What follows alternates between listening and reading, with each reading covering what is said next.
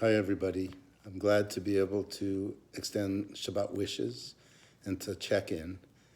I want you to know that those of us who are working at B'nai Torah have tried to create systems to be helpful.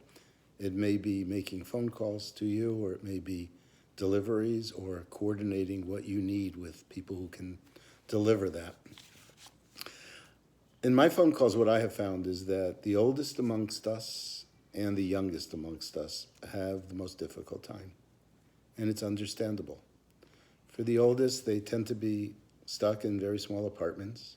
I spoke with a member who's a friend, someone I see almost every day, and he told me he hasn't been outside for 4.5 weeks. And I know how important it is to be outside. We all do, and I can feel for him. But I also know that it's really hard to be a little child and to have your routine destroyed and no longer be able to socialize with other children and other people and to be stuck inside also. And their frustrations make it very difficult also to be a parent of a little child. And so I feel for all of you.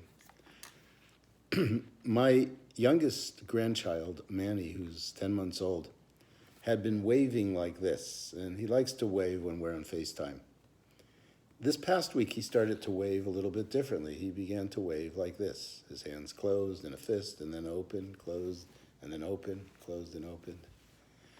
And it reminded me of a poem that my son Avi brought to my attention through his work with his monster puppet during these days. It's a poem from Rumi, and it goes like this. Your hand opens and closes, it opens and closes. If it were always a fist, or if it was always open, you would be paralyzed. Your deepest presence is in every small contracting and expanding. The two coordinate as bird wings. There's no question that we're going through different feelings here. There's no question that as much as now we're beginning to hear about when we will be able to get out and to live life differently, we're still stuck in these spaces that we find ourselves.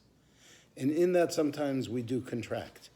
We're thinking about ourselves, our own frustration, our own loneliness, and then at other times we expand as we think about others in the world, perhaps make some phone calls, perhaps do what we can do to engage in the bigger world.